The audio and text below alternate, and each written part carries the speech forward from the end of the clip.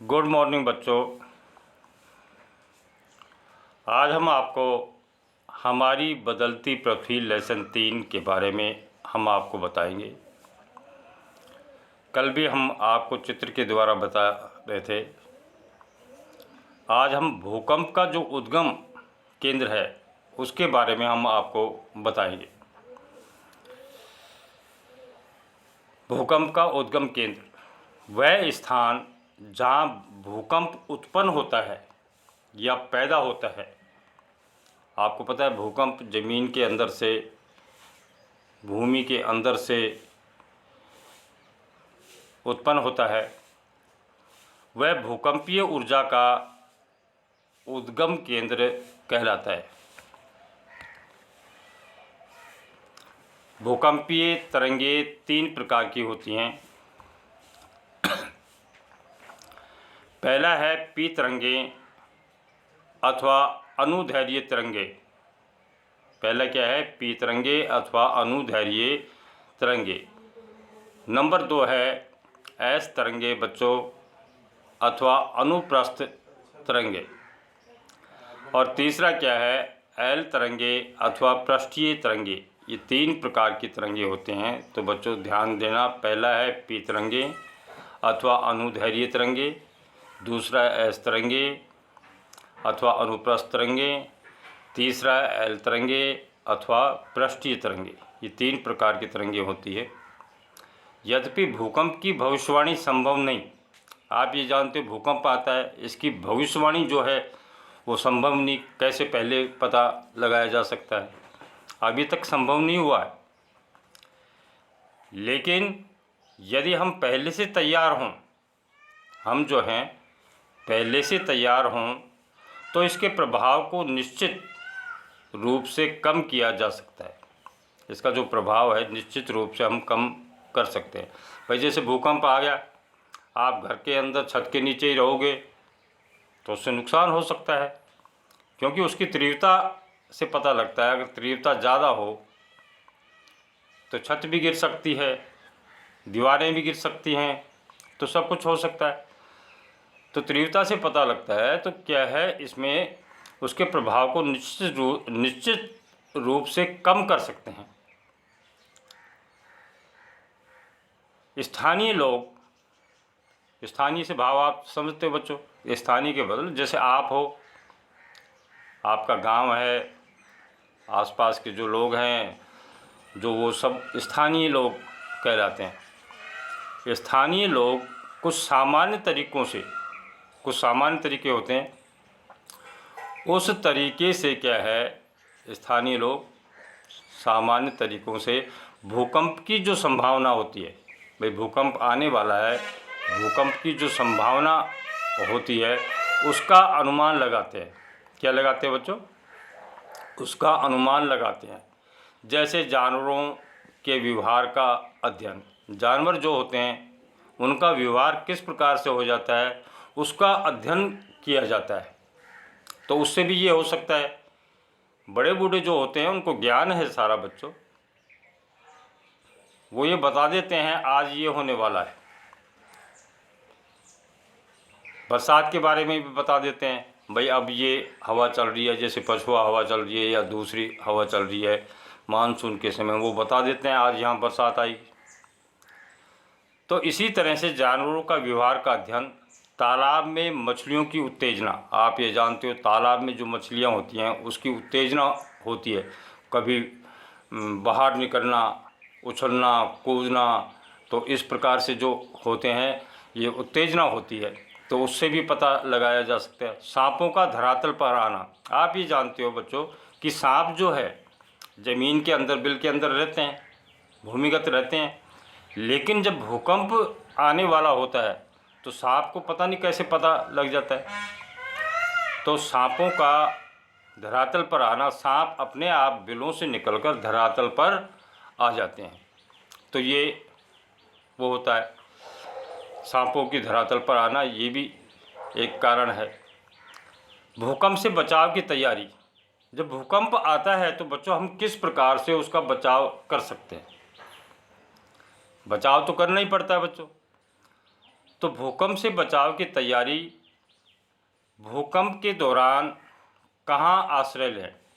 आश्रय का मतलब कहाँ पर हम आश्रय ले सकते हैं, कहाँ पर जाएं या कहाँ पर नहीं जाएं।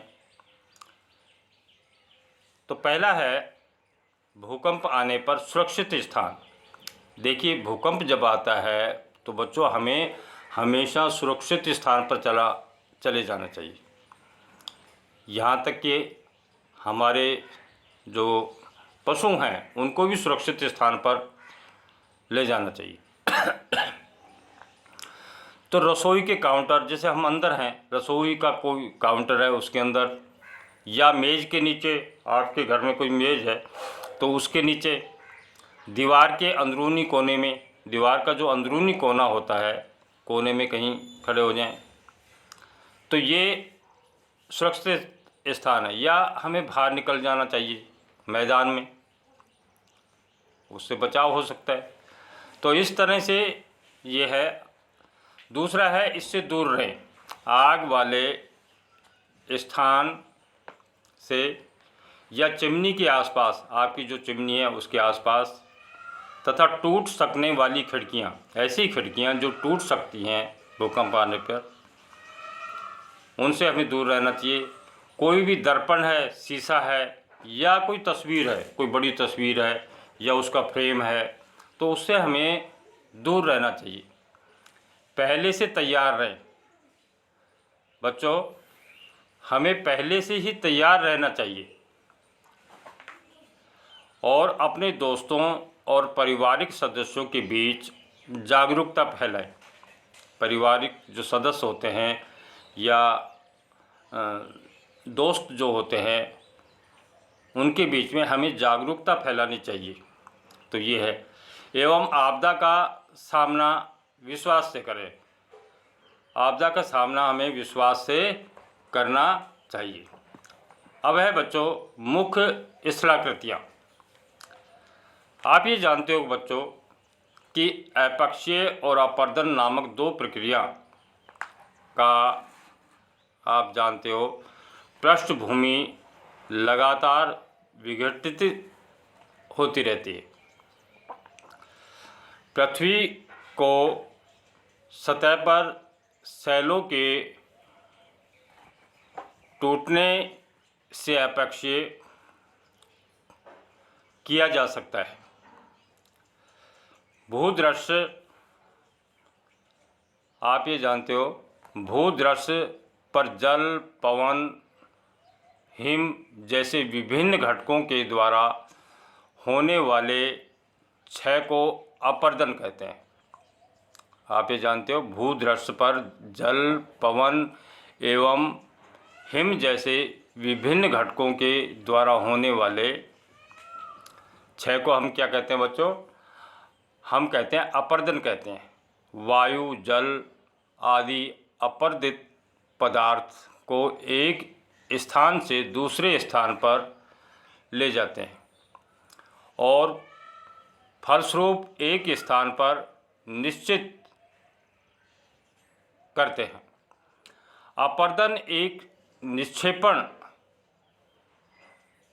के ये प्रक्रम पृथ्वी के धरातल पर विभिन्न स्थलाकृतियों का निर्माण करते हैं। आप ये जानते हो मिट्टी का अपर्दन होता है। भाई जब बाढ़ आती है,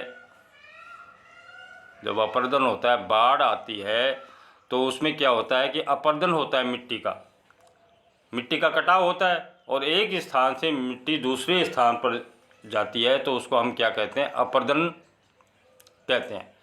नदी के कार्य, नदी के जल से दृश्य भूमि का अपर्दन होता है। नदी का जो जल होता है उससे क्या है, भूमि जल से दृश्य भूमि का अपर्दन होता है। जब नदी किसी खड़े ढाल वाले स्थान से अत्यधिक कठोर शैल या खड़े ढाल वाली घाटी में गिरती है तो वह जलप्रपात बनाती है। जैसा कि चित्र 3.5 में एक दिखा रखा है ये जलप्रपात है, पानी ऊपर से आ रहा है और नीचे गिरता है, तो ये क्या है, अपरदन, पानी का अपरदन हो रहा है और ये जलप्रपात बनाती है। तो बच्चों, हम आपको ये लेसन 3 जो पढ़ाया है, इसको आप अच्छी तरह से आप करना। हमारी जो बदलती पृथ्वी है, इसमें हमने आपको भूकंप के बारे में बताया, किस प्रकार से उद्गम स्थान होता है, किस प्रकार से भूकंप से बचाव किया जा सकता है और किस प्रकार से हमें सुरक्षित स्थान पर जाना चाहिए, किस प्रकार से भूकंप आने की सामान्य जो तरीके हैं उसकी सूचना तो हम प्राप्त नहीं कर सकते, लेकिन जो व्यवहार है, सांपों का धरातल पर आना, मछलियों की उत्तेजना, जानवरों का व्यवहार, ये सब जो चीज़ें हैं ये भूकंप आने के संकेत हैं। गांव के जो लोग हैं, स्थानीय जो लोग हैं, इन चीज़ों को पहचान जाते हैं और वो पहले ही बता देते हैं, भाई आज तो भूकंप आने वाला है, कुछ ना कुछ होने वाला है। बरसात के बारे में भी वो कर देते हैं, बता देते हैं कि आज बरसात आएगी, इस हवा से आएगी। तो बच्चों, आज की इसमें इतना ही। थैंक यू बच्चों, इसको आपको पढ़ना है और बच्चों लर्न करना है। Thank you.